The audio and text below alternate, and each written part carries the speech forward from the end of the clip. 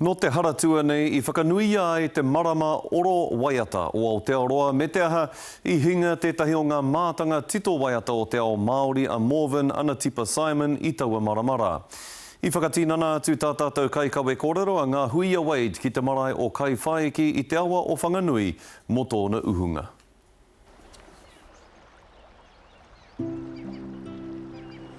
Māro tana tū ki te okāko I ngā uatanga o ngā mātua. He put others well ahead of himself. Moia tō taia a, moia tō patu, moia tō poi.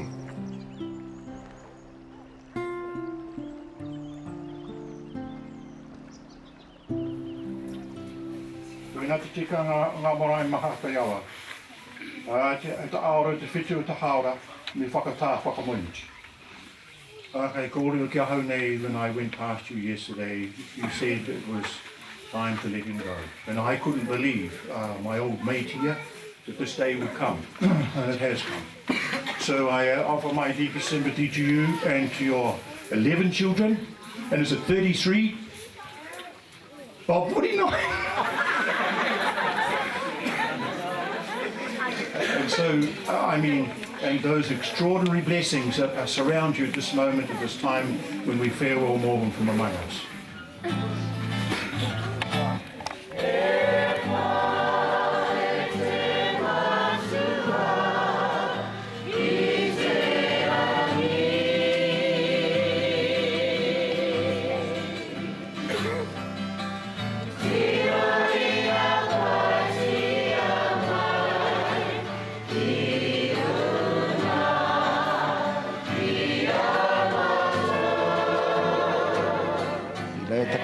Tore te kaumā oa pēa ngā tau.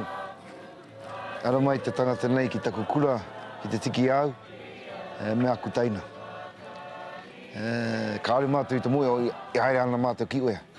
Nai piki mātou I te waka ka aere I roti te awa.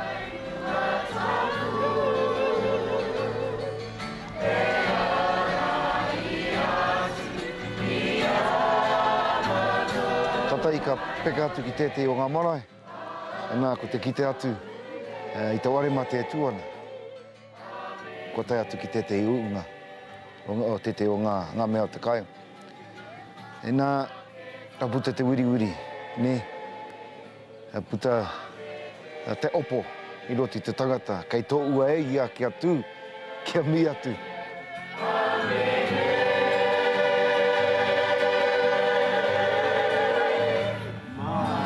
A koa tika a koa e tu atu. E koe rau nā ua. E tangata whakaarara I ngā tikanga o ka o I te Maori roti te tangata. Ki te mai ngā mai, ki te kōrero ngā kōrero, ki te waiata I ngā waiata. Tirohia ki te a, te awe urine.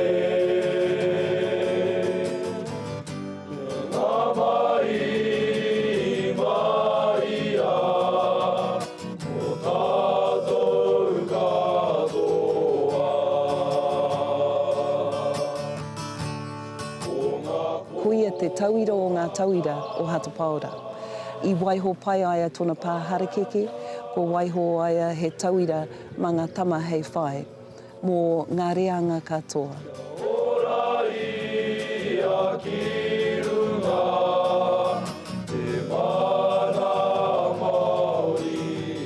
He loved his school, he was loyal to his school. So much so that he sent his sons there, sent his mokopuna there. We've had 3 generations since 1947 of Simon boys, and I'm very proud to have my colours on today. In fact, Kuro Morvin is lying in state wearing his Hatapaora jacket.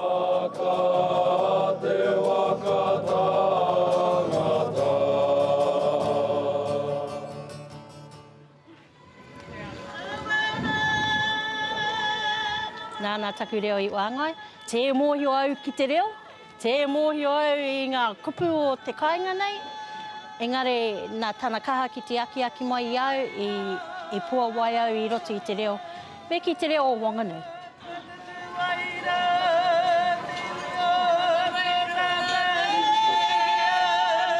Ko tētahi o ana kupu kia kaha, kia rite, kia mataara. I te mea, meheme ka tūpou ea ki ngā wahine, ko rātou ngā reo pōiri mo te rā.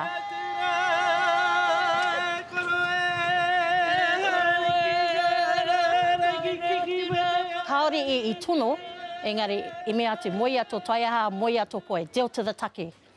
That was koe tērā. Reira e ngā